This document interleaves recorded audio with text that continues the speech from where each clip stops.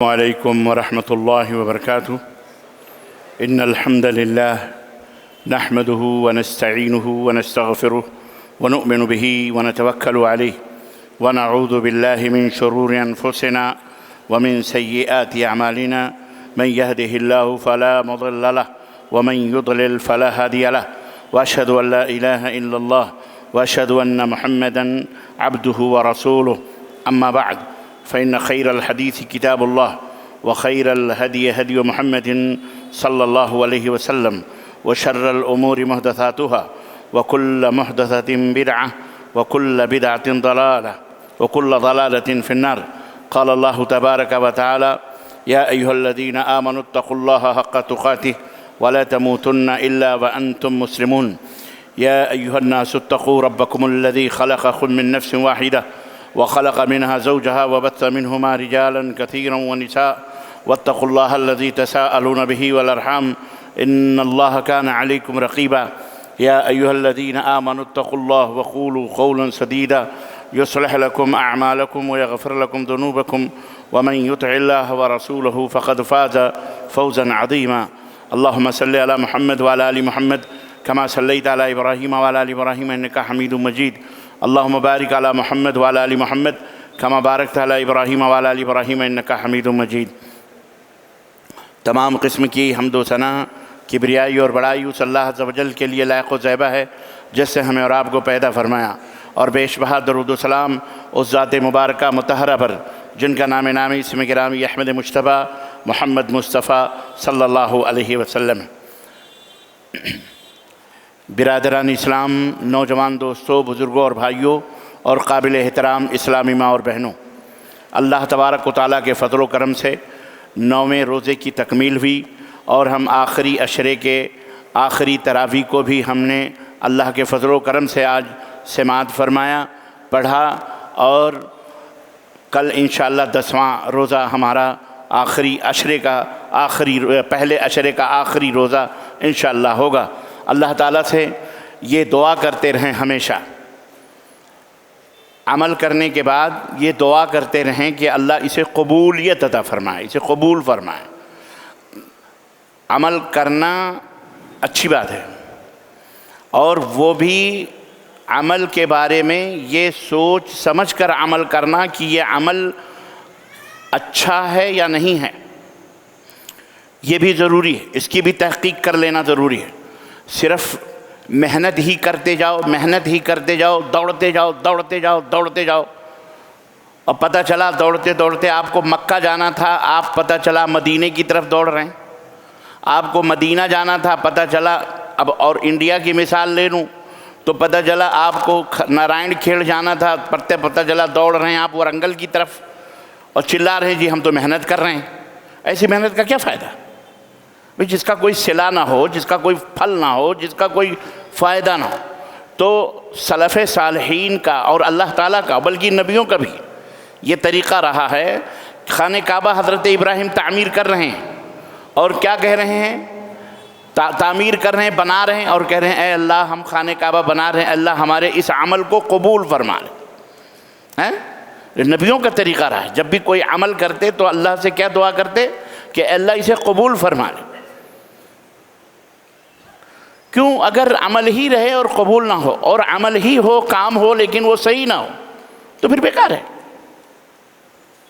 ہے. اسی لیے آپ جس طرف بھی جائیں، بس ایک نگاہ پہ ٹھہرا ہے فیصلہ دل کا، بس ایک نگاہ پہ ٹھہرا ہے. ہدایت کے لیے بہت زیادہ سوچ بچار اور بہت زیادہ اس کی ضرورت نہیں ہے. ہدایت واضح ہے، بالکل واضح ہے، صحیح راستہ بالکل اوپن ہے، کھلا ہوا ہے. انبیاء علیہ السلام سے لے کر کے صحابہ کرام سے لے کر کے صالحین، محدثین، ائمہ کرام، سارے لوگوں نے واضح طور پر ہمیں بتا دیا ہے صحیح راستہ کیا ہے. ہم کو تھوڑی سی محنت، تھوڑا سوچنے کی ضرورت ہے. کچھ لوگ کہتے ہیں یہ ہم اسی طرف جائیں گے. آپ جائیں، ہم آپ کے اوپر تھپڑ نہیں مار سکتے بھائی، آزاد ہیں آپ، جائیں، چلیں، آپ جس طرف بھی جائیں چلیں. لیکن آپ صرف یہ سوچ لیں کہ ہم جس طرف جا رہے ہیں وہ راستہ ہماری منزل کی طرف بھی جا رہا ہے یا نہیں جا رہا ہے، آپ اتنا سوچ لیں۔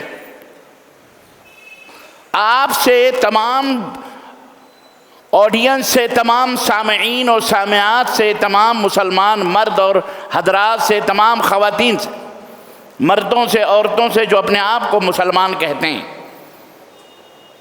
ہماری درخواست صرف یہ ہے کہ آپ صرف اتنا سوچیں، اتنا کہ ہم نے جو رخ اختیار کیا ہے، جس راستے پر ہم چل رہے ہیں، اور ہمارا ارادہ یہ ہے کہ ہم جنت میں چلے جائیں گے، ہمارا ارادہ یہ ہے کہ ہم اللہ کو راضی کر لیں گے، تو آپ کم از کم اتنا سوچیں، تو اتنی سوچ رکھیں کہ ڈھونڈ لیں، تلاش کر لیں کہ یہ راستہ صحیح ہے یا غلط ہے۔ بس ہماری درخواست یہ ہے کہ نہیں؟ اب راستہ صحیح ہے یا غلط ہے، اس کا فیصلہ کیسے ہوگا؟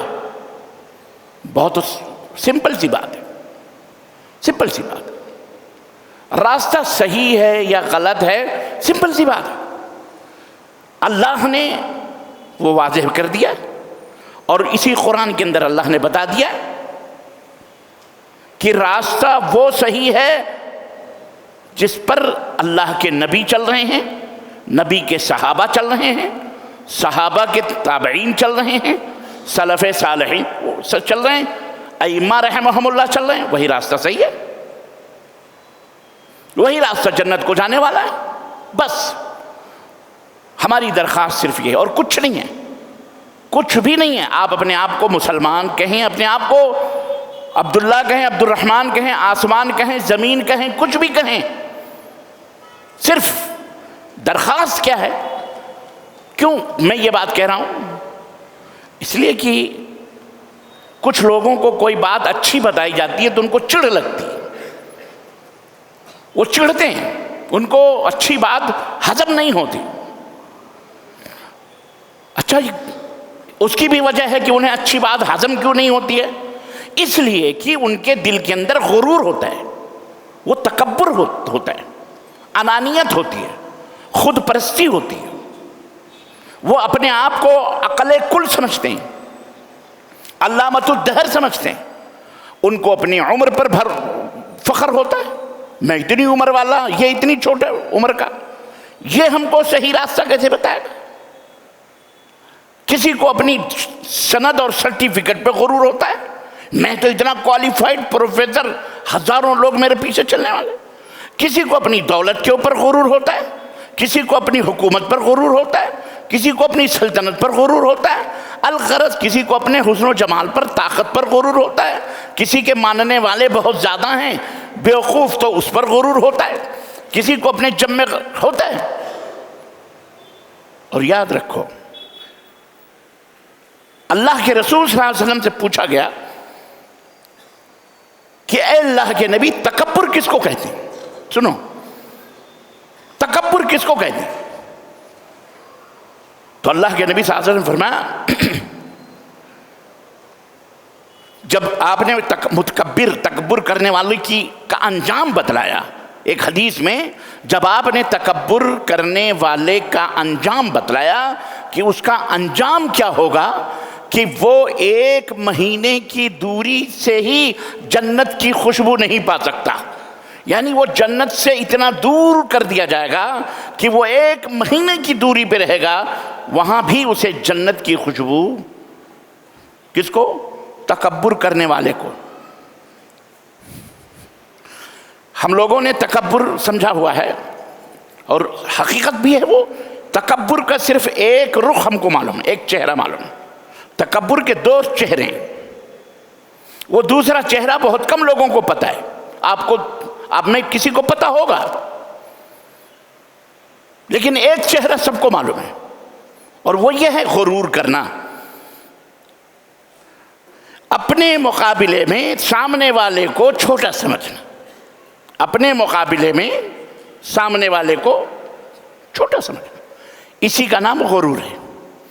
اللہ کے نبی صلی اللہ علیہ وسلم جب وہ حدیث بیان فرمائی اور آپ نے فرمایا کہ جنت کی خوشبو نہیں پا سکتا 1 مہینے کی دوری پر، تو صحابہ نے کہا کہ اللہ کے نبی تکبر کس کو کہتے ہیں؟ کبر کیا ہے؟ اچھا وہ جنت کی خوشبو کیوں نہیں پا سکتا؟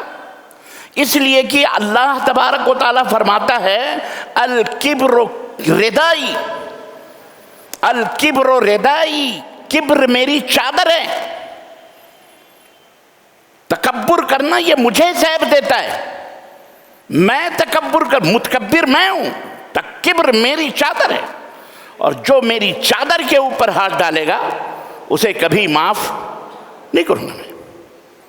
تو جب اس لیے متکبر جو ہوگا وہ 1 مہینے کی دوری پر ہی وہ نہیں خوشبو پائے گا اس کی جنت کی۔ کبر کیا ہے اللہ کے نبی سے پوچھا گیا تو آپ صلی اللہ علیہ وسلم نے فرمایا الکبر ہوا بطر الحق وغمت الناس۔ 2 باتیں اللہ کے نبی نے فرمائی، اور میں نے بتایا آپ کو کہ ایک بات کا آپ کو علم ہے، کیا؟ غمت الناس، اپنے مقابلے میں لوگوں کو حقیر سمجھنا۔ آپ بہت بڑے مالدار ہیں بھائی، مسجد میں نماز پڑھنے آتے ہیں تو آپ کی نظر میں سارے حقیر نظر آتے ہیں، آپ سوچتے ہیں ہم بڑے دولت مند ہیں، ہم بڑے پاورفل ہیں، ہم بہت بڑے لیڈر ہیں، ہم بڑے نیتا ہیں، تو آپ کے لیے اسپیشلائز کچھ چیز ہونی چاہیے۔ ہم کہاں غریبوں میں بیٹھے ہیں، ہم کیوں یہاں رہیں، ہمارے لیے کوئی ایسی چیز ہو ویسی چیز ہو۔ اس کو کہتے ہیں کبر، دوسروں کو چھوٹا سمجھنا، حقیر سمجھنا، کسی بھی مسلمان کو ذلیل سمجھنا اپنے مقابلے میں۔ ایک کبر کا چہرہ یہ ہے، اور دوسرا بڑا خطرناک ہے چہرہ جو ہمیں نہیں پتہ ہے۔ اللہ ہم سب کو اس سے بھی محفوظ رکھے اور اس سے بھی محفوظ رکھے، اور وہ کیا ہے؟ بطر الحق، حق بات سامنے ہو، واضح ہو، اور اس کو نہ ماننا، تسلیم نہ کرنا، یہ بھی تکبر ہے۔ یہ بھی کیا ہے؟ ہاں، یہ کس نے فرمایا؟ یہ ہما شما کی بات نہیں ہے، یہ جمن شبرادی کی بات نہیں ہے کہ انہوں نے بتایا۔ سید العرب والعجم، صادق المصدوق، ہمارے اور آپ کے پیارے نبی حضرت محمد الرسول اللہ صلی اللہ علیہ وسلم، ان کا فرمان ہے حق بات آپ کے سامنے موجود ہو، اور آپ چونکہ چراغ کی اس لیے میں اتنا بڑا، میں اتنے مفتی، میں اتنے جمہور، میرے پیچھے اتنے، میری سیٹ ایسی، میں اتنا بڑا علامہ، میں اتنا بڑا پروفیسر، میں انا ختم، انانیت آ گئی۔ تو وہ ہے بطر الحق، حق بات کا انکار کر دینا، نہ ماننا، یہ بھی تکبر ہے۔ یہ بھی کیا ہے؟ یہ تکبر ہے میرے بھائیوں۔ اس لیے اللہ سے ڈرو، اللہ سے ڈرو۔ اور رمضان المبارک کا یہ مہینہ اللہ نے سب کو ایک صف میں کھڑا کیا ہوا ہے، بادشاہ ہو، حاکم ہو، امیر ہو، غریب ہو، مرد ہو، عورت ہو، ایک ہی صف میں کھڑے ہو گئے، محمود و ایاز، نہ کوئی بندہ رہا، نہ کوئی بندہ نماز۔ افطاری کھولنے کے لیے امام حرم بھی بیٹھے ہیں حرم میں، ایک مزدور بھی جھاڑو مارنے والا بغل میں بیٹھا ہوا ہے، بڑے بڑے امیر بھی بیٹھے ہوئے ہیں، ان کے بغل میں ایک مسلمان بھی بیٹھا ہوا ہے۔ ہمت نہیں ہے کسی کی کہ وہاں سے اس کو کہہ دیں تھوڑا پیچھے کھسک جاؤ، یہ مملکت کے امیر بیٹھے ہوئے ہیں۔ ہمارے یہاں تو جناب بیچارہ غریب کہیں نظر ہی نہیں آئے گا، اس کو تو ہم جیسے فقیری ہٹا کے ادھر MLA صاحب آ رہے ہیں، فلانے صاحب آ رہے ہیں، ڈھکانے صاحب آ رہے ہیں، افطاری میں آ رہے ہیں، تم کہاں آ گئے قریب، چلو۔ اللہ ایسے لوگوں سے نپٹے گا، کوئی بھی ہو، ہم ہوں، آپ ہوں، کوئی بھی ہو، کسی کو حقیر نہیں سمجھنا چاہیے، اور حق بات قبول نہ کرنا۔ تو عمل کا صحیح ہونا بہت ضروری ہے۔ صحیح عمل نہیں ہے، اللہ نے آپ کو جو پیدا کیا ہے صحیح عمل کے لیے، اچھے عمل کرنے کے لیے پیدا کیا ہے۔ گھاس بھوسا، کنکڑ پتھر، علم گلم محنت کرنے کے لیے پیدا کیا ہے، اور بہت زیادہ ڈھیر سارا عمل لانے کے لیے نہیں پیدا کیا ہے۔ کیا کیا ہے؟ ایکم احسن عملا، تم میں سب سے اچھا عمل کس کا ہے؟ اور میرے یارو، سب سے اچھا عمل اللہ تو نہیں کرے گا، عمل کون کرتا ہے؟ اللہ کے نبی حضرت محمد الرسول اللہ صلی اللہ علیہ وسلم عمل وہ کرتے، عمل کر کے انہوں نے بتایا ہے سب سے بہترین عمل فإن خیر الکلام کلام اللہ وخیر الہدی ہدی محمد صلی اللہ علیہ وسلم، سب سے بہترین ہدایت، سب سے بہترین عمل، سب سے بہترین تعلیم جس کی تعلیم ہے؟ سیدنا محمد الرسول اللہ صلی اللہ علیہ وسلم۔ بھلا ان سے بہتر تعلیم کسی کی ہو سکتی ہے؟ تو بس کی نگاہ پہ ٹھہرا ہے فیصلہ دل کا۔ عزیزو، ہم کچھ نہیں کہتے، ہماری گزارش، ہماری درخواست، ہمارے درسوں کا، تقریروں کا، خطبوں کا، اجتماعات کا خلاصہ یہ ہے کہ ادھر ادھر جو آپ بھٹک رہے ہو نہ آؤ محمد الرسول اللہ صلی اللہ علیہ وسلم کے پیچھے لگ جاؤ بس۔ اب یہ بتاؤ، میں کوئی غلطی کر رہا ہوں؟ میں بھی محتاج ہوں، اگر میں غلط کر رہا ہوں تو آپ مجھے بھی بتاؤ،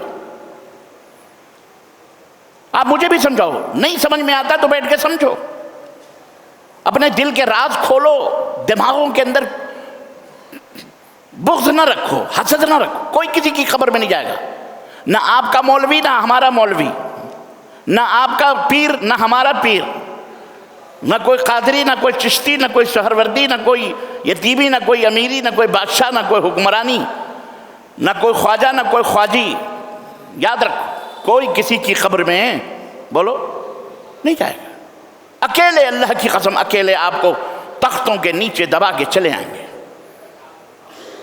واللہ بتلا وہاں کوئی کام نہیں آئے گا، کوئی کام نہیں آئے گا۔ آپ اپنی دیکھو، اکیلے آئے ہو آپ اس دنیا میں، ننگے دھڑنگے آئے ہو، اکیلے اللہ تعالیٰ کے یہاں جانا ہے۔ عزیزان گرامی، اور یہی قرآن کریم کا میسج ہے، پیغام ہے۔ اللہ تبارک و تعالیٰ نے اس لیے ارشاد فرمایا، قل، ایک جگہ فرمانے باری تعالیٰ ہے، زُيِّنَ لِلنَّاسِ حُبُّ الشَّهَوَاتِ مِنَ النِّسَاءِ وَالْبَنِينَ وَالْقَنَاطِيرِ الْمُقَنطَرَةِ مِنَ الذَّهَبِ وَالْفِضَّةِ وَالْخَيْلِ الْمُسَوَّمَةِ وَالْأَنْعَامِ وَالْحَرْثِ ذَلِكَ مَتَاعُ الْحَيَاةِ الدُّنْيَا وَاللَّهُ عِنْدَهُ حُسْنُ الْمَآبِ۔ اللہ تعالیٰ نے فرمایا کہ اے لوگو، تمہارے دلوں کے اندر ودیعت کر دی گئی ہے، ڈال دی گئی ہے، مزین کر دی گئی ہے، حسین اور خوبصورت بنا دی گئی ہے۔ کیا؟ دنیا میں سب سے زیادہ میں عزیز اور پیاری چیز کیا ہے؟ آپ میں کوئی بتا سکتا ہے؟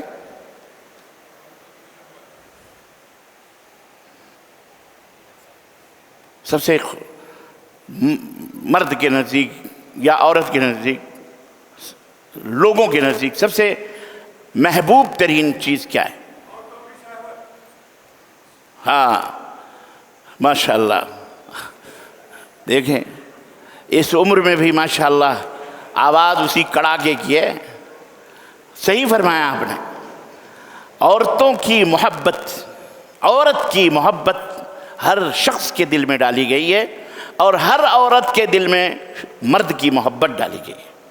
البتہ اس محبت کو بے لگام نہیں چھوڑا اسلام نے، جانوروں کی طرح، حیوانوں کی طرح نہیں، کیونکہ آپ جانور نہیں ہیں، آپ حیوان نہیں ہیں، آپ کو اللہ نے اپنے ہاتھوں سے بنایا ہے، آپ تو مسجود ملائک ہیں، آپ کو وہ عزت، وہ وقار، وہ عظمت اللہ نے عطا فرمائی کہ خود اللہ تعالیٰ نے آپ کے باپ کو ساری چیزوں کا علم عطا فرمایا۔ اس لیے آپ کو بہت سارے قیود اور بہت ساری پابندیاں لگا کر اس دنیا میں آپ کو رکھا گیا، کیونکہ آپ اس دنیا کو ہینڈل کرنے والے ہیں، آپ اس دنیا کو چلانے والے ہیں۔ آپ ان جانوروں پر، ان حیوانوں کو، یہ تمام سب، یہ زمین، یہ آسمان، یہ جانور، یہ حیوانات، یہ چرند، یہ پرند، یہ پیڑ، یہ پودے، یہ نالے، یہ چشمے، یہ نہریں، یہ ندی، یہ سمندر، یہ سارے آپ کے خدمت گزار ہیں، یہ آپ کے غلام ہیں، یہ آپ کے خادم ہیں، آپ ان کے بادشاہ ہیں۔ آپ ان کے چلانے والے ہیں، آپ ان سے فائدہ اٹھانے والے ہیں۔ تو ہر شخص کے دل میں تو آپ کو اللہ تعالیٰ نے محبت ڈالی ہے آپ کے، لیکن اس کے کچھ قاعدے اور قانون بتائیں۔ اللہ تعالیٰ نے اللہ رب العزت کی بہت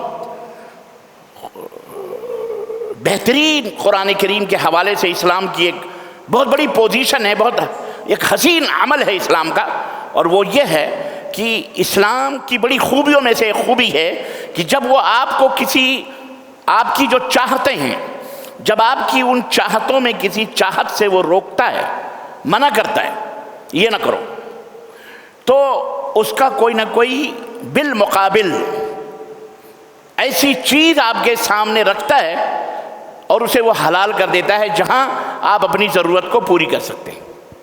میری بات سمجھ رہے ہیں؟ یہ اسلام کی خوبی ہے۔ مثال لے لیں، اللہ تعالیٰ نے آپ کو سود حرام قرار دیا کہ آپ سود نہ کھائیں۔ سود کیا ہے؟ کسی چیز کے بدلے میں، مقابلے میں اس سے زیادہ چیز وصول کرنا۔ 10 روپے کے بدلے میں 1 روپے آپ نے دیا، 10 روپے وصول کرنا، یا 4 آنے زیادہ وصول کرنا۔ 1 کلو کھجور کے بدلے 2 کلو کھجور لینا، سمجھ رہے ہیں؟ چیز کے بدلے میں زیادہ لینا، سود اس کو کہا جاتا ہے۔ جیسا کہ پتہ ہے آپ کو، جس کو آج کے زمانے میں انٹرسٹ بھی کہتے ہیں یا اور مختلف نام کہتے ہیں۔ سود کو اللہ نے حرام کیا، اس بڑی اچھی چیز تھی، بیٹھے بٹھائے آدمی کو کھانے کو مل رہا ہے، پینے کو مل رہا ہے۔ 1 لاکھ روپیہ 10 لاکھ روپیہ کسی کو دے دیا، 2 4 5 10 ہزار آ رہے ہیں، عائش ہے اس کے، آرام سے اپنا کھا رہا، ہر مہینے سود کا کیا بہتر ہے؟ وہ کہتا ہے یہ بھی تجارت ہے، یہ بھی بزنس۔ اللہ نے اس کو حرام قرار دیا اور فرمایا یہ حرام ہے، اور اس کا 70 گناہ، بڑے بڑے گناہ ہیں۔ ان گناہوں میں سب سے 70 جو آخری پوائنٹ والا گناہ ہے، جو ادنا ترین گناہ ہے، اتنا بڑا گناہ ہے جیسے اپنے سگی ماں کے ساتھ زنا کرنا ہے، جو سود کھاتا ہے۔ اور یہی نہیں، کوئی اور عمل ایسا قرآن میں ہے ہی نہیں جو حرام ہو اور اللہ نے یہ فرمایا ہو کہ فَأْذَنُوا حَرْبًا مِّنَ اللَّهِ وَرَسُولِهِ، کہ اللہ اور اس کے رسول اس حرام کام کے کرنے والے سے اعلان جنگ کر رہے ہیں۔ کوئی عمل آپ نہیں بتا سکتے، وہ سود ہے، وہ سود ہے۔ لیکن پیسہ تو آدمی کی چاہت ہے،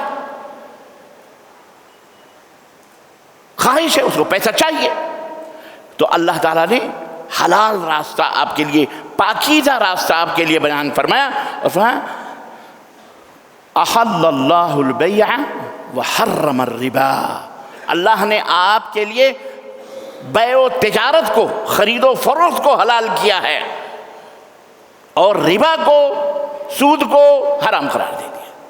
یعنی اگر سود کو حرام کیا تو لین دین، خرید و فروخت، تجارت، اس میں بھی تو ایک چیز 10 روپے کا مال 12 روپے میں بیچ رہے ہو آپ، لیکن یہ دونوں خوشی سے لے اور دے رہے ہیں۔ وہ بھی کم کراتے بارگنگ کراتے عورتیں جاتی ہیں نا مارکیٹ میں، وہ سمجھتا ہے کہ وہ جو دکاندار ہے، اب وہ بیٹھا رہتا ہے، بھیا یہ گلاس کتنے کا ہے؟ وہ کہتا ہے یہ گلاس 200 روپے کا ہے، حالانکہ وہ 50 روپے کا ہوتا ہے، لیکن وہ پتہ ہے اس کو کہ ہمارا مخاطب کون ہے۔ ہمارا مخاطب دنیا کی انتہائی چالاک پارٹی آئی ہوئی ہے، عورت، اور بیوقوف بھی ہے بیچاری، وہ بیوقوف بھی ہوتی ہے، چالاک بھی ہوتی ہے۔ 200 روپے نہیں تو بہت مہنگا ہے، اچھا چلیں آپ کے لیے 10 روپے کم کر دیں۔ نہیں، اب یہاں جھوٹ بھی بولتے ہیں، وہ فلانی جگہ تو وہ اتنے میں مل رہا ہے، تم کیوں اتنے میں دے رہے ہو؟ حالانکہ وہ فلانی جگہ کہیں نہیں کہیں ہوتی ہے، یا ہم بھی ایسے ہی کرتے ہیں۔ وہ بھی کہتا ہے ارے میڈم آپ کو تو میں دیکھا تھا، آپ تو کچھ دن پہلے ہماری دکان پہ آئی تھی، ہاں آپ کو تو یہ چیز لے کے گئی تھی۔ وہ بھی چھوڑتا ہے لمبی، دونوں چھوڑتے ہیں، ایک دوسرے کو الو بناتے ہیں، بیوقوف بناتے ہیں۔ یہ بھی حرام ہے، یہ بارگنگ کرنا حرام نہیں ہے، یہ تو ہے، کوئی بھی ہو کرنا چاہیے، آپ کا حق ہے، اس کا حق۔ 200 روپے سے گھٹاتے 100 روپے تک گھٹاتی ہے عورت، پھر بھی اس کا 50 روپے کا فائدہ ہے اس میں، اور 100 روپے میں اس کو دے دیتا ہے۔ وہ بھی خوش، یہ بھی خوش ہے۔ شوہر سے معلوم ہے یہ کتنے کا گلاس ہے، کتنے کا ہوگا؟ اب شوہر ہوگا 20-25 روپے کا، غصہ ہو جاتی ہے، پاگل ہو تو 20-25 روپے میں 10 خرید لوں گی، جا کے لے آؤ، ہے کہ نہیں؟ اب اس کی اپنی تحقیر ہوتی ہے، تذلیل ہوتی ہے۔ اب وہ کہے 200 روپے کا، پھر خوش۔ اسی لیے کہا جاتا ہے عورت کو خوش کرنے کے لیے کبھی کبھی جھوٹ بول دیا کرو، کبھی کبھی جھوٹ۔ 50 پر ایک نقطہ ہی بڑھا دو، 500 کر دو، کیا مشکل ہے؟ خوش ہو جائے گی نا۔ اچھا دیکھو، اب آپ نے کہہ دیا 200 کا ہے، نہیں 300 کا ہوگا۔ اچھا ہاں 300 کا دو، پتہ ہے میں کتنے میں لائی ہوں؟ تمہیں بارگنگ کرنے کا طریقہ نہیں معلوم، تم کو مارکیٹنگ کرنے کا طریقہ نہیں معلوم، تم کو بازار کرنے۔ کبھی بھی کہتی ہوں میں کہ تم ایسے کرتے ہو ویسے کرتے ہو، یہ بیوقوف بنا دیتا ہے دکان والا، مطلب وہ اپنا فخر سمجھتی میں اسے 100 روپے میں لاؤں۔ اب آپ کو پتہ ہے وہ 50 روپے کا ہے تو ہنس دیجئے کہ ٹھیک ہے میڈم، واقعی آپ نے واقعی بہت کم میں لائی ہیں آپ، ماشاءاللہ۔ اب کلیجہ تو آپ کا کٹ رہا ہے نا کہ 50 روپیہ مار لیا اس ذلیل نے، لیکن اب وہاں کہنا بھی ان کے لیے ناراضگی کا سبب ہوگا، وہ کبھی ماننے کے لیے تیار نہیں ہوں۔ تو عزیزان گرامی، دونوں پارٹیاں خوش ہوتی ہیں لین دین میں، جس کو حلال کیا ہے اسلام نے اور اس کو حرام کیا ہے۔ اللہ تعالیٰ نے فرمایا زُيِّنَ لِلنَّاسِ حُبُّ الشَّهَوَاتِ، عورتوں کی محبت آپ کے دل میں ڈال دی گئی ہے، وہ محبت رہے گی، وہ کبھی دل سے نہیں نکلے گی، لیکن اس محبت کا قرینہ ہے، اس محبت کے سلیقے ہیں، آداب ہیں کہ آپ اپنی خواہشات کو، عورت اپنی خواہشات کو جانوروں کی طرح نہیں بلکہ ادب و احترام، وقار اور عزت اور ایک دوسرے کی شرافت کے پردے میں رہ کر کے اپنے خواہشات کو پورے کریں۔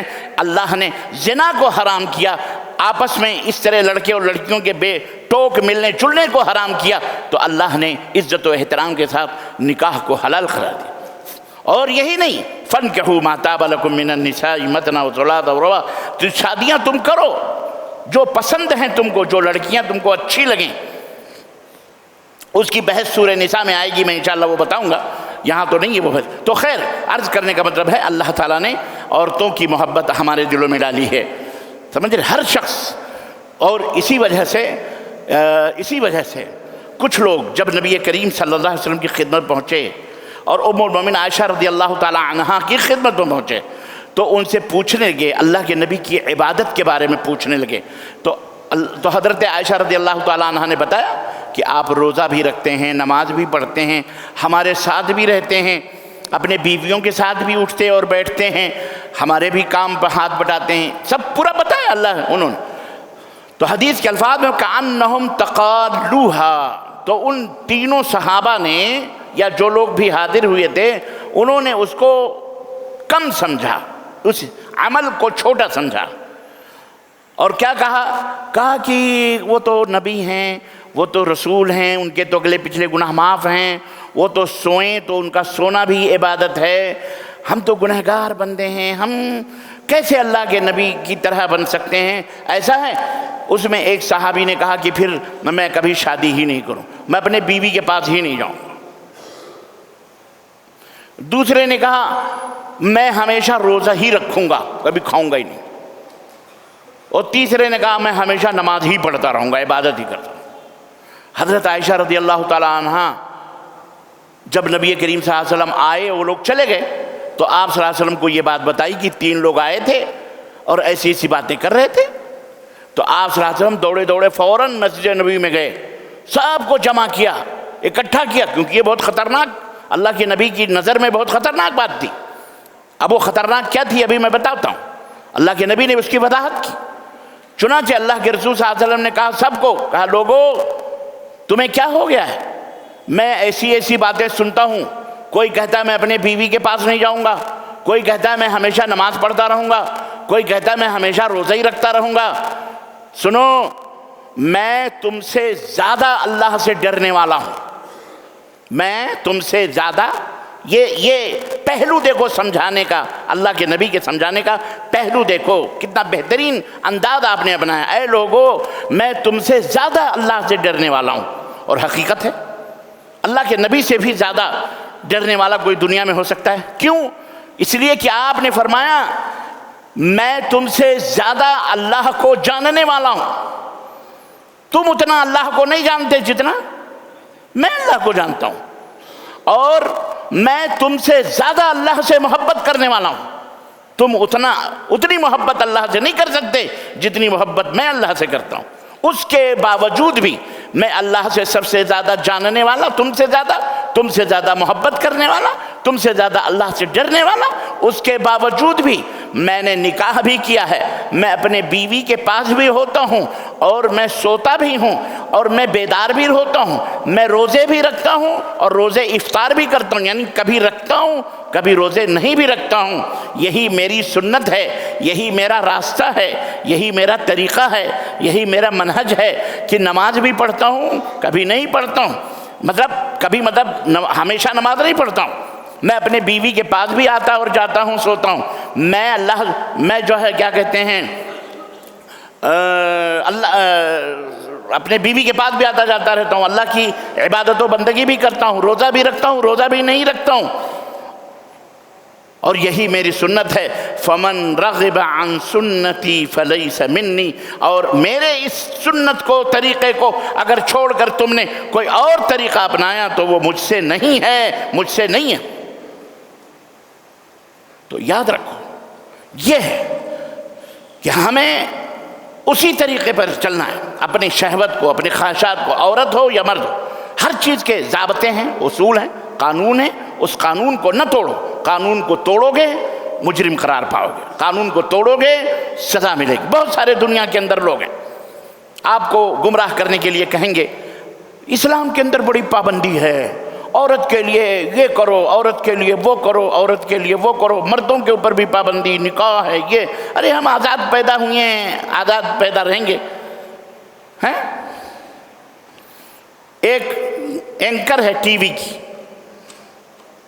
بڑی بھینکر ہے، اینکر بھی ہے اور بڑی بھینکر ہے، ٹینکر سے بھی زیادہ بھینکر ہے۔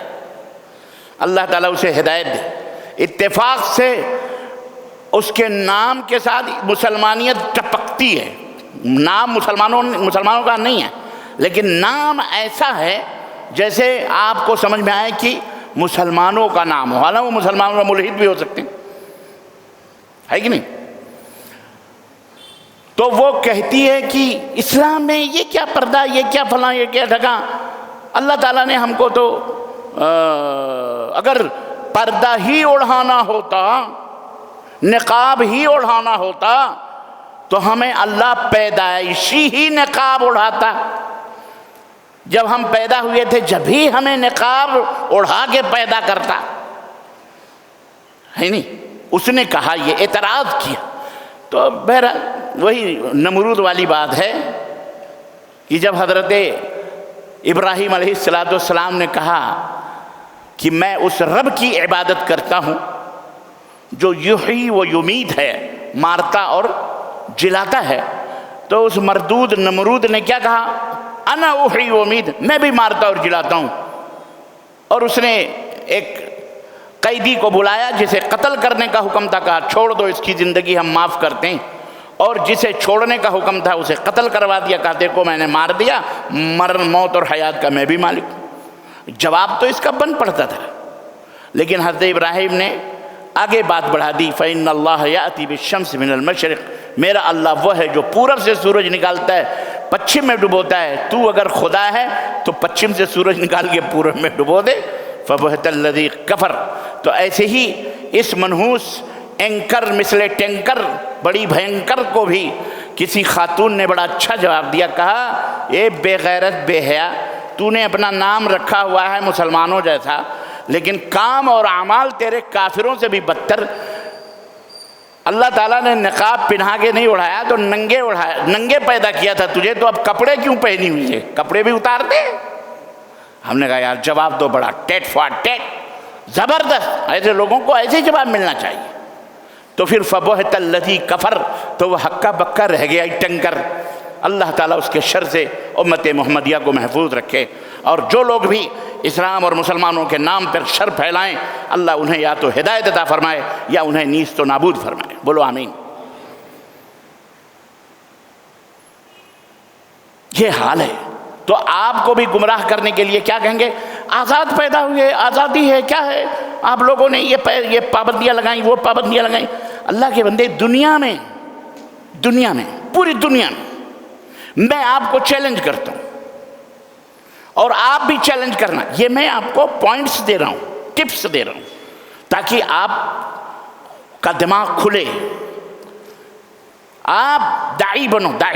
داعی سمجھتے ہو؟ دعوت دینے والے. آپ کو کوئی مس گائیڈ نہ کر سکے، کنفیوز نہ کر سکے. تو یہ جواب دینا اس کو. کیا ایک جواب تو آزاد کہو بیٹا تم تو اپنے گھر میں آزاد نہیں ہو، چہ جائے کہ تم اسلام کے بارے میں یہ نظریہ رکھتے ہو. چلو مان لیتے ہیں اسلام نے پابندی رکھی ہے. بیٹا تو جس ملک میں رہتا ہے وہاں کوئی سسٹم ہے یا نہیں ہے؟ یہاں تو آزاد ہے، تو آزاد چل رہے دنیا میں. لوگ یہاں قانون ہے کہ سگنل جب لال ہو جائے تو کھڑے ہو جاؤ. اب آپ کھڑے ہیں تو اپنے آپ کو سمجھ رہے ہیں کہ ہم آزاد نہیں ہیں، خود مختار ہم نہیں ہیں. تو وہاں خود مختاری دکھائیں. ہم کو روکنے والا کون ہے؟ یہ لال سگنل، یہ کیوں روکے گا؟ گاڑی بڑھاؤ. بیٹا اگلے تمہارا کراس ہونا تمہارے لیے موت کا بھی پیغام ہو سکتا ہے. ایک نہیں سینکڑوں میتیں نکل سکتی ہیں، فتنے کھڑے ہو سکتے ہیں. اور دوسرا تمہارے اوپر جو گورنمنٹ ٹھونکے گی اور لے جا کر کے پولیس جو تم کو تمہاری جو حالت کرے گی وہ تو الگ بات ہے. کرے گی کہ نہیں کرے گی؟ بھئی سگنل کیوں بنتے ہیں؟ کیوں بنتے ہیں یہ سگنل؟ کیوں بنتے ہیں؟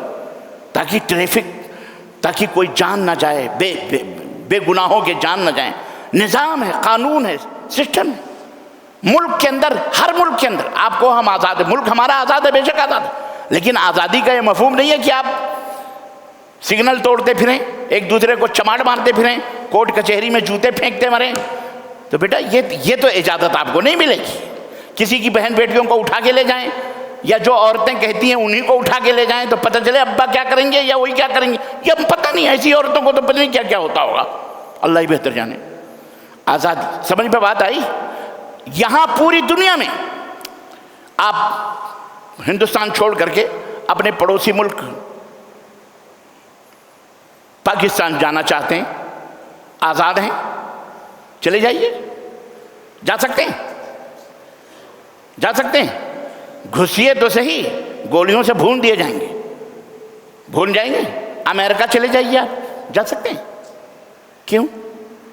آزاد ہیں بھائی. آپ کو ویزا چاہیے، آپ کو پاسپورٹ چاہیے، نظام ہے، سسٹم ہے. ایئرپورٹ پر آپ ایسے چلے جائیے، حیدرآباد ایئرپورٹ یہ دوڑتے ہوئے چلے جائیے، ہم آزاد ہیں، ہمارے ملک کا ایئرپورٹ ہے، ہم چلے جائیں گے. پولیس وہیں پکڑ کے ہاتھ پیر توڑ، بیٹھ پہ بڑا آزاد آزاد کرا. بھائی ہم یہاں کیا گھات چل رہے ہیں؟ سیکورٹی لگی ہوئی ہے، ہر چیز کی باقاعدہ چیکنگ ہے. تمہارے جسم کے ایک ایک حصے کے اوپر مشینیں گزاری جاتی ہیں، آگے پیچھے نیچے اوپر، جوتے چپل جہاں ٹی ٹا ہوا کہیں پیچھے جاؤ جوتے اتار کے آؤ. آپ کو نہیں میں آزاد ہوں، میں جوتے نہیں اتاروں گا، تو وہی جوتا اٹھا کے مارے گا. مارے گا کہ نہیں مارے گا؟ عزیزان گرامی سمجھیے، آپ جو نظام اپنے لیے، جو نظام آپ اپنے لیے پسند کر رہے ہیں، اسلام نے اگر وہی سسٹم لگایا ہے تو آپ کو برا کیوں لگتا ہے؟ آپ کیوں اس کو قید سمجھتے ہیں؟ آپ اپنے ملک کے بنائے ہوئے نظام کو قید نہیں سمجھتے. اسلام نے اگر سسٹم دے دیا تو آپ اسے کہتے ہیں قید. اسلام نے کہا پردہ، اسلام نے ارے پردہ کیا، ہزاروں لاکھوں کے ہیرے جواہرات سونے چاندی. میں تم سے پوچھتا ہوں، بڑے مرد بنتے ہو تو ذرا ٹولی چوکی کے 7 ٹومب سے لے کر کے اور اس کے برج تک آپ 10,000 یا ارے یار 25,000 کے نوٹ ایسے کھلا لے کے چلیں تو پتہ چلے بیٹا وہاں تک جاتے جاتے آپ کا کیا حشر ہوگا. لوٹ جائیں گے کہ نہیں لوٹیں گے؟ تو یہ ہے. تو اسلام نے جو سسٹم ہے، اسلام میں جو اس کو یہ نہ کہیں کہ آزادی کا مطلب یہ ہے کہ آپ جائیں جو چاہیں کریں، میری مرضی. تو کوئی آپ کو جوتا مارے گا تو کیوں مارا بے؟ تو میری مرضی ہے. وہ تو اگر اپنی مرضی چلائے گا تو سامنے والا بھی چلائے گا کہ نہیں چلائے گا؟ ایسا نہیں ہوتا. اسلام کے اندر یہی اور اس سے بڑھ کر کے بہترین نظام اور سسٹم جو اسلام کا ہے دنیا میں کہیں موجود نہیں ہے. اور جو لوگ بھی آزادی کی بات کر رہے ہیں، اسلام سے بڑھ کے آزادی اور بہترین راستہ کسی کے پاس وہ راستہ موجود نہیں ہے. سب آپ کو میں ایک آخری بات کہہ کر کے میں سوال و جواب پہ آتا ہوں. آپ سب لوگ سن رہے ہیں یا میری آواز جہاں بھی پہنچ رہی ہے، الحمدللہ ہزاروں بیٹھے ہوئے ہیں. یہی نہیں، مجھے پتہ ہے، میرے پاس میسیجز آتے ہیں، سعودی عرب کے لوگ بھی بیٹھے ہیں، چائنا کے لوگ بھی بیٹھے ہیں، اردو سمجھنے والے اٹالیا سے بھی لوگ بیٹھے ہوئے ہیں.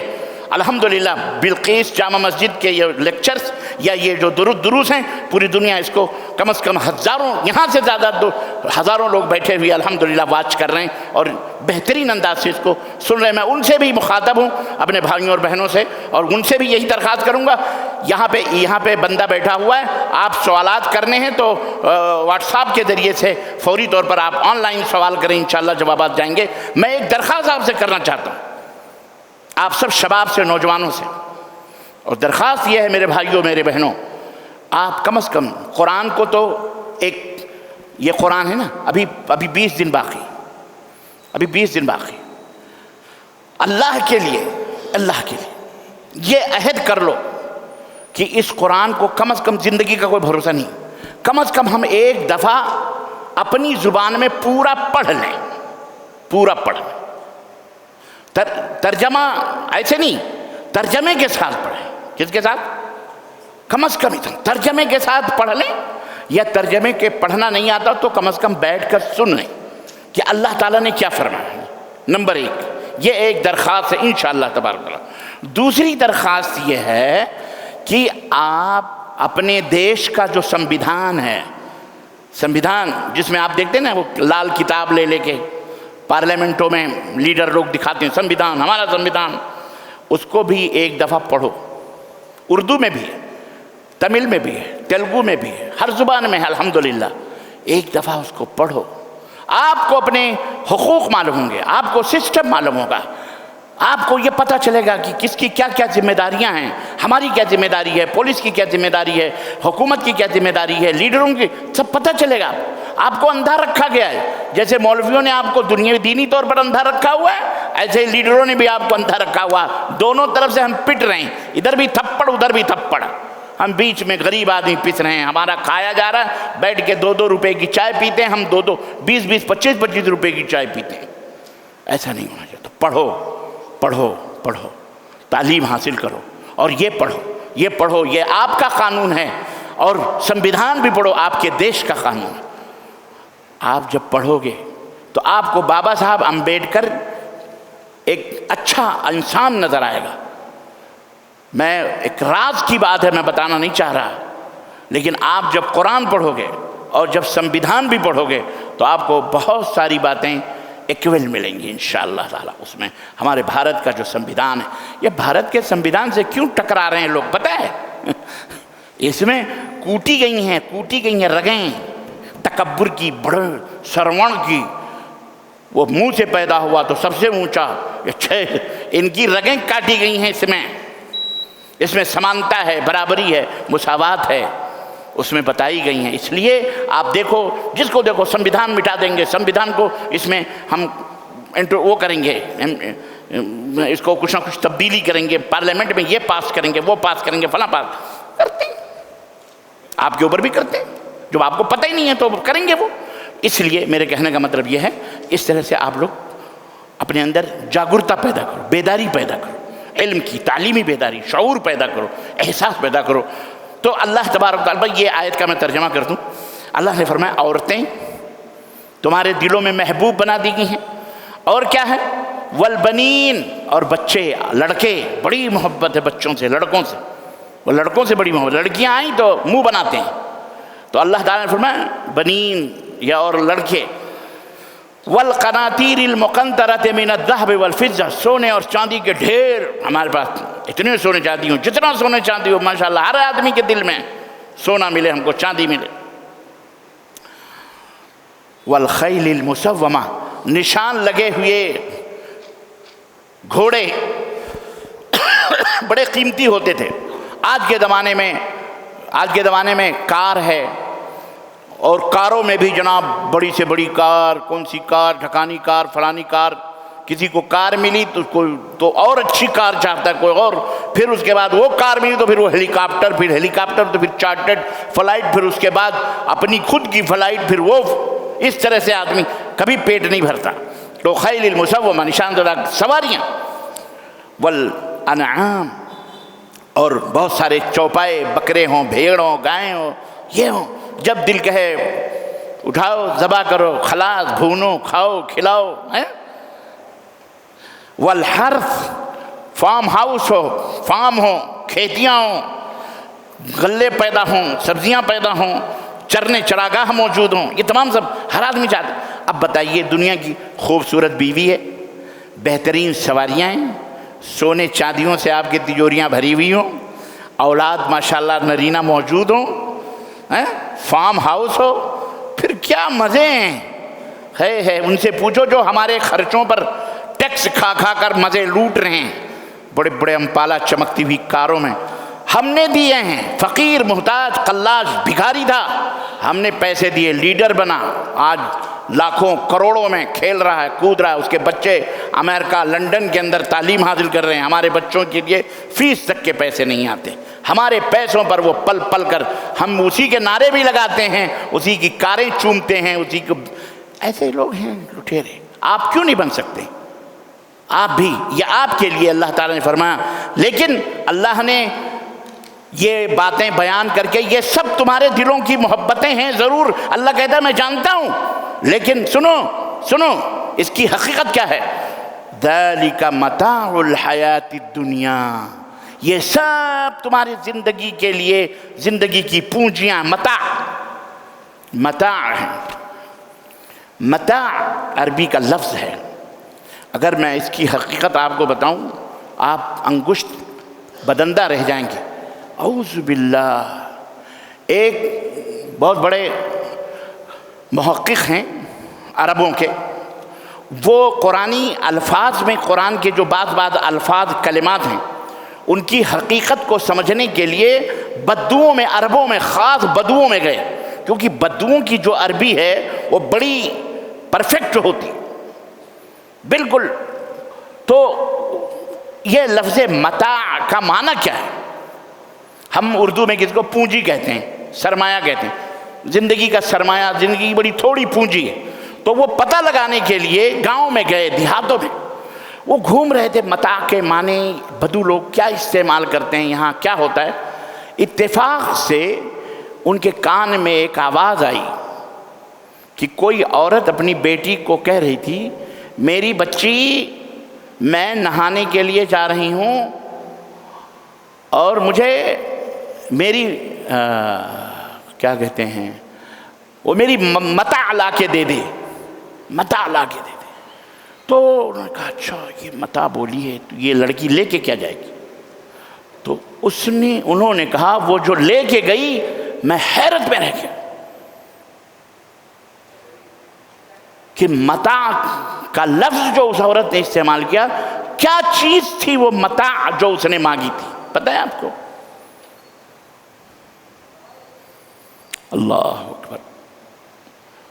میں حق ہے، ان اللہ لا یستحی من الحق، اللہ حق بات بیان کرنے سے شرم نہیں کرتا، اس لیے وہ حق ہے تو میں آپ کو بتائے دیتا ہوں. متاع اس عورت نے جو مانگا، تو اس عورت، اس لڑکی نے، اس کی بیٹی نے اس کو لے جا کے وہ کپڑا دیا، جو کپڑا خواتین اپنے ایام، جب ان کے مہینے کے آتے ہیں حیض کے، وہ کپڑا، جب وہ جو کپڑا استعمال کرتی ہیں اس خون کو روکنے کے لیے، اس کو متاع کہتے ہیں. اس کو کیا کہتے ہیں؟ بولو، سمجھ میں آ گیا نا؟ اللہ تعالیٰ نے فرمایا کہ ذَلِكَ مَتَاعُ الْحَيَاةِ الدُّنْيَا، تمہارے نزدیک BMW، فلائٹ، یہ وہ، یہ کیا کہتے ہیں، سونے چاندی، یہ اولاد، یہ بیوی، یہ سب ذَلِكَ مَتَاعُ الْحَيَاةِ الدُّنْيَا. ارے دنیا کی زندگی کے یہ متاع ہیں، اس کی حیثیت اس کپڑے سے بھی کم تر ہے جو عورت اس کپڑے کو اپنے ایام حیض میں استعمال کرتی ہے مخصوص جگہ پر. بات سمجھ میں آئی کہ نہیں آئی؟ بزرگوں آئی کہ نہیں آئی؟ یہ ہے دنیا، یہ ہے دنیا جس کے پیچھے ہم پڑے ہیں. آگے بس آخری بات، اللہ تعالیٰ کیا فرماتا ہے؟ اللہ فرماتا ہے وَاللَّهُ عِنْدَهُ حسن المآب۔ اور اے میرے بندو، یہ تو دنیا کی پونجی کے پیچھے تم پڑے ہو، اور واللہ عندہ حسن المآب، اللہ کے پاس اس سے کئی بہترین چیزیں اور بہترین ٹھکانے اللہ کے پاس موجود ہیں۔ تو جو اللہ کے پاس ہے اس کی جستجو کرو، اس کی تلاش کرو، ان کے پیچھے پڑ کر کے اپنی اللہ کو نہ بھولو، نہیں اللہ کو نہ بھولو، دین کو نہ بھولو، اسلام کو نہ بھی بھولو، اسی کے اندر رچ بس سمجھ جاؤ۔ اگر تمہیں مل جائے الحمدللہ، بلڈنگیں بناؤ، گھوڑے ہوں، سب ہو، اللہ منع نہیں کرتا، لیکن اسی کو سب کچھ سمجھ کر اللہ کو چھوڑ دو۔ سنو، تمہارے اللہ کے پاس اس سے بھی بہترین چیزیں موجود ہیں، اور وہ کیا ہے؟ قل، اے نبی آپ کہہ دو، انبئکم بخیر من ذالکم للذین اتقوا عند ربہم، اے تمہیں بتاؤں اللہ کے پاس متقیوں کے لیے کیا ہے؟ اس سے بہتر، اس سے کہیں زیادہ بہتر کیا ہے اللہ کے پاس؟ اللہ فرماتا ہے کہہ دو میرے نبی، کہہ دو، جنات تجری من تحتها الانہار۔ اللہ کیا ایک باغ نہیں، ایک فارم ہاؤس نہیں، جنات، جنات کئی باغات ہیں، کئی باغ ہیں، باغ۔ اور آپ کو پتہ ہے اللہ کے رسول صلی اللہ علیہ وسلم فرمایا کہ ایک جنتی کو اتنا بڑا باغ ملے گا، اتنا بڑا باغ ملے گا، باغ سمجھو نا، گارڈن، باغ، باغ گارڈن کو نہیں بولتے، باغ جس میں مختلف قسم کے پھل ہیں، فروٹ ہیں، پیڑ ہیں، پودے ہیں، باغ ملے گا کہ ایک تیز رفتار گھڑ سوار 100 برس تک چلتا رہے گا، ایک سرے سے تو دوسرے سرے تک نہیں پہنچ پائے گا، ایک باغ اتنا بڑا ہے۔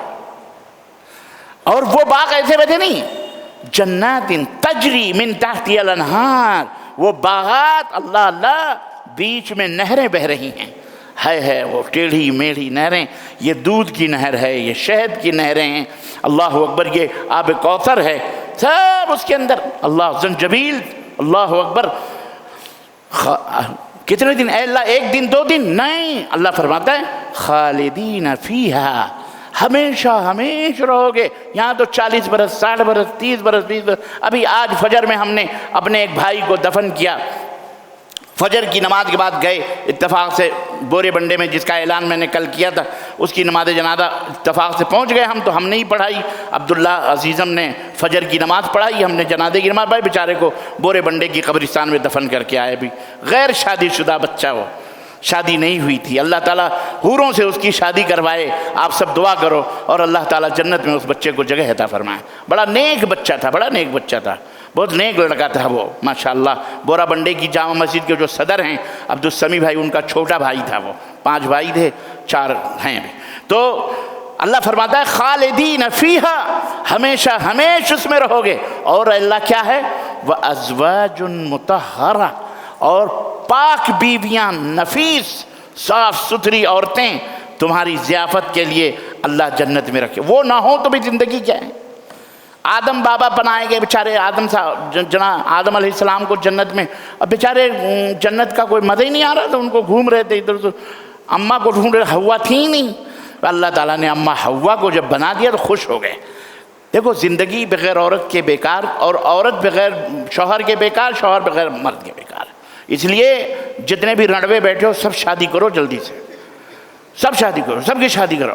کل ایک صاحب آگے کہنے کہ مجھے نیند نہیں آتی، میں نے کہا نیند نہیں آتی، شادی ہو گئی؟ بولے نہیں۔ میں نے کہا تو شادی کرو۔ کہے تو کالج میں پڑھتے نیند نہیں آتی، اللہ کے بندے شادی کرو، نیند زبردست آئے گی، ایسی آئے گی کہ گھوڑے بیچ کے سو گے، بیوی ڈھکیلے گی، جاؤ ڈیوٹی پہ، تم نہیں جاؤ گے، شادی کرو۔ تو شادیاں کرو، شادی یہ بہت بڑی اللہ کی نعمت ہے۔ اچھا بیویاں بھی ملیں گی، اور کیا؟ وَرِضْوَانٌ مِّنَ اللَّهِ، وَرِضْوَانٌ مِّنَ اللَّهِ وَاللَّهُ بَصِيرٌ بِالْعِبَادِ، اور اللہ کی رضوان، اللہ کی خوشی تمہارے لیے، اللہ خوش، اور اللہ اپنے بندوں کو خوب دیکھنے والا ہے۔